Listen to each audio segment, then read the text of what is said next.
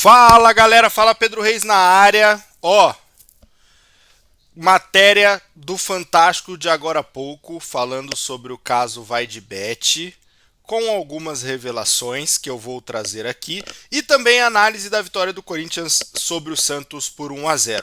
Antes de tocar nesses dois assuntos, se inscreva aqui no canal, curta o vídeo, compartilhe com seus amigos, mande pra galera naquele grupo de WhatsApp do Corinthians e bora falar sobre a vitória do Timão por 1-0 sobre o Santos e atualizações do caso Vai de Bet, que aos poucos complica cada vez mais a vida do Augusto Melo.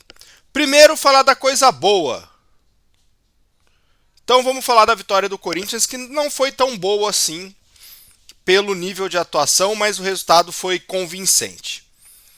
O 1-0, pelo menos pelo segundo tempo, foi bom. Mas o primeiro tempo do Corinthians foi tenebroso, sinistro, uma coisa assim assustadora, que há tempos eu não vi o Corinthians jogando tão mal contra um time frágil, que é o time do Santos. Deixa eu tirar meu celular dali. O time do Santos é muito fraco, cara, de verdade. E eu peguei o celular aqui para trazer as estatísticas para vocês desse duelo.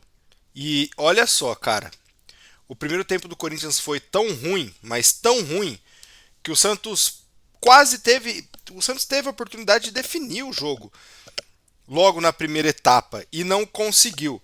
Olha as estatísticas aqui do confronto todo. Eu vou pegar aqui estatísticas no meu aplicativo SofaScore. Se a gente for pegar só o primeiro tempo, o Santos teve uma grande chance, chutou 3 vezes ao gol, obrigou o Hugo a fazer uma defesa, teve mais desarmes, isso foi um retrato importante desse primeiro tempo. E por que o Corinthians jogou tão mal no primeiro tempo? Porque foi mal escalado. É, é impensável, um crime jogar com o Félix Torres de lateral direito. Ah, mas na saída de bola ele saía como um zagueiro. Mas o Mateuzinho já saiu como zagueiro. É melhor ter o Mateuzinho saindo como zagueiro para ter qualidade de saída do que o Félix Torres. Vamos combinar. É impensável você escalar o Corinthians da forma que o Dorival Júnior escalou nesse primeiro tempo. Impensável. E aí, o pior de tudo, ele demorou 6 jogos e meio para entender que o Carrilho, ele não é um ponta, velocista, corredor, o pontinha. Ele não é esse cara. O Carrilho é um cara para jogar. Tudo bem, ele pode jogar como um ponta, mas que ele tenha liberdade para flutuar por dentro, para inverter posições, para jogar mesmo, para ter a bola, não para ficar preso na lateral e tentar uma jogada de linha de fundo. Esse Carrilho é o Carrilho da Premier League quando ele tinha 21, 22 anos. Ele já não tem mais esse fôlego. E ele agrega muito mais ao Corinthians jogando solto, tendo a bola. E o Dorival demorou 6 jogos e meio para entender isso. E aí quando, no finalzinho do primeiro tempo, o Corinthians melhora um pouco, é a troca. O Carrilho ataca por dentro e o Martínez ataca como um ponta. E na hora de fechar, as posições se invertem. O Carrilho fecha pelo lado do campo, o Martínez por dentro. Essa mudança de chave, essa mudança de posição, essa inversão de posição, que eu acredito que tenha sido dos próprios jogadores, fez o Corinthians mudar. Fez o Corinthians melhorar na partida. Em determinado momento ali, depois dos 35, foi possível ver o Carrilho com mais posse de bola, o Carrilho saindo da ponta e vindo armar jogo na saída dos zagueiros, porque o primeiro tempo inteiro do Corinthians foi um primeiro tempo inércio. Sem saída, sem jogo, sem nada. Tanto é que em determinado momento dessa primeira etapa, os jogadores do jogo com mais ações com bola era Kaká e André Ramalho.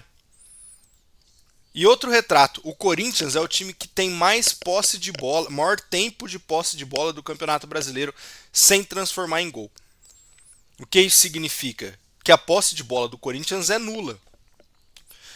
E aí depois que faz essa mudança, o gol sai de uma jogada do Carrilho por dentro com o Martínez aberto.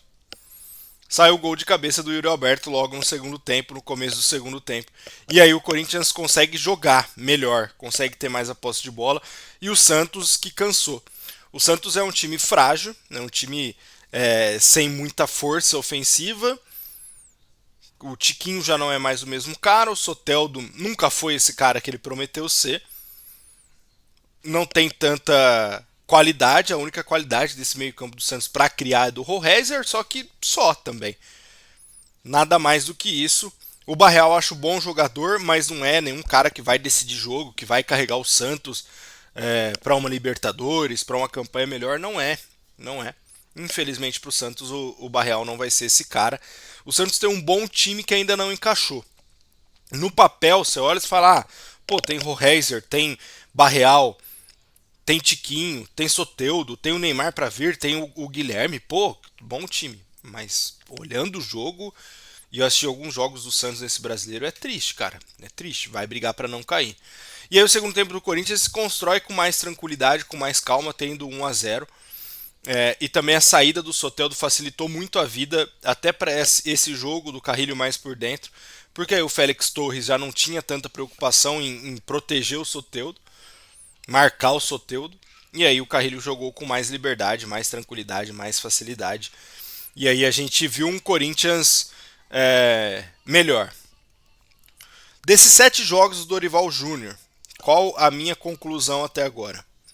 O Dorival simplesmente destruiu todo o legado que se tinha do trabalho da família Dias. Todo. O legado do Losango, que deu muito certo no ano passado e que em determinado momento nessa temporada também estava bem feito.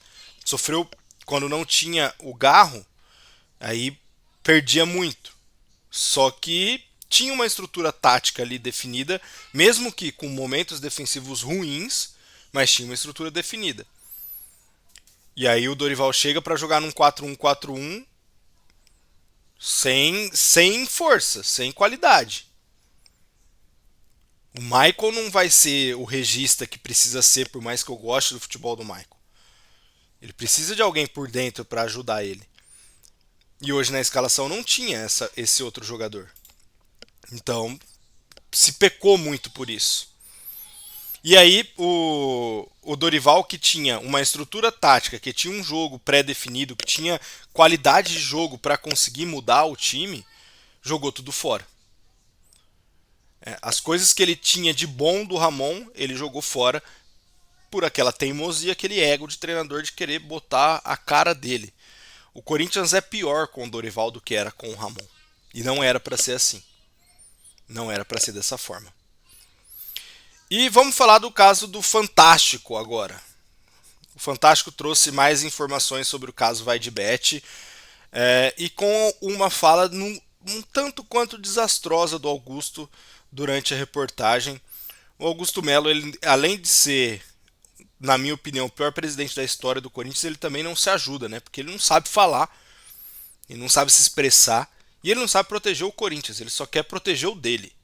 Essa é a realidade. O Augusto só pensa nele mesmo, ele não pensa no Corinthians. E todos esses casos de corrupção, de escândalos que a gente vê por aí é porque ele está pensando no bolso dele, se bobear. É isso que a polícia está investigando tanto. O Augusto só pensa nele, não pensa no Corinthians. O Fantástico achou um dos donos da empresa, o cara falou que nunca viu esse dinheiro. E aí uma das revelações bombásticas, a principal revelação é que uma declaração do Rubão durante os depoimentos é que algumas empresas de agenciamento de jogador, que o Augusto é interligado desde a União Barbarense, o Augusto tem esquema com o jogador, isso já foi comprovado pelo blog do Paulinho, confia ou não no Paulinho, tá lá comprovado com áudios e mensagens do Augusto, que ele tinha esquema com empresa de agenciamento. E a matéria fala que o Rubão diz na reportagem, a matéria traz isso, em um dos depoimentos do Rubão, que é sabido que o Augusto Melo tinha recebido grana para financiar a sua campanha eleitoral no Corinthians e esse dinheiro vinha de agenciamento de jogadores. Então, ainda não está fechado o inquérito, ainda não é possível indiciar, ainda não é possível apontar um culpado ou não. O que há de certo, e o que se falou na reportagem, Corinthians e Vaidebet são vítimas. Quem são os culpados? Interrogação, já diria Roberto Avalone. Ainda não dá para apontar. Só que pelo que tem até agora, que a gente tem de informação até agora, tudo leva a crer que esse dinheiro desviado desse patrocínio da VideBet, dessa comissão, esse dinheiro que ninguém nunca viu, muito provavelmente foi para um toma lá da cá para devolver um investimento feito em cima da campanha do Augusto, o Augusto devolvendo o grupo do Augusto, ou o Augusto diretamente, mas o grupo do Augusto na presidência, devolvendo essa grana para quem financiou a campanha dele para ser presidente do Corinthians. Ao que tudo indica, vai ser isso, né? A matéria deixa isso implícito, de que a polícia vai chegar a esse ponto desse dinheiro ter sumido do Corinthians como contrapartida de um auxílio que o Augusto teve na campanha eleitoral. E isso implica diretamente o Augusto. É uma gestão insustentável, é uma gestão desastrosa, e é uma entrevista que ele deu no meio da reportagem completamente desastrosa. Ele conseguiu, em 10 segundos de fala, mentir para tudo. Ele disse que ele está tranquilo porque não se achou esse dinheiro. Então, ninguém sabe onde está esse dinheiro e está tranquilo que o Corinthians é a grande vítima porque ninguém achou esse dinheiro. Caramba, cara. Você é presidente do Corinthians, você tinha que ser o primeiro a querer saber onde está esse dinheiro, meu chapa. Que isso? E mais, ele ainda disse que na gestão dele, na diretoria Augusto Melo, à frente do Corinthians, não tem ninguém envolvido. E quem deu a ordem para esse dinheiro sair? Marcelo Mariano, diretor administrativo do Corinthians. De quem era a social media? Do Alex Cassundé. Quem era o diretor de marketing do Corinthians, que também é um dos suspeitos? Sérgio Moura. Então, como assim? Me explica, Augusto. Você que em 10 segundos deu uma declaração, conseguiu em 10 segundos mentir. Em todas as palavras que você disse na entrevista, você conseguiu mentir em todas elas, pô. É impossível. Primeiro, que você tá tranquilo que não achou o dinheiro. Você que tinha que estar preocupado com o dinheiro. O dinheiro saiu da conta do Corinthians, que você cuida. E segundo, ninguém da sua diretoria está envolvido? Sérgio Moura não estava na sua diretoria. Ele caiu de paraquedas no Corinthians. Colocaram uma arma na cabeça dele para ele ir pro Corinthians. Marcelo Mariano não faz parte da sua administração, né? Ele só era o diretor administrativo. O Alex Cassundé não participou da sua campanha. Quem que era o Alex Cassundé? O que ele fazia? É isso.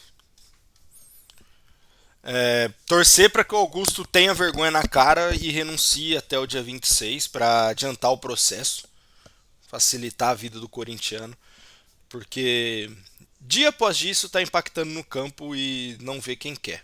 Quem não quer, né? No caso.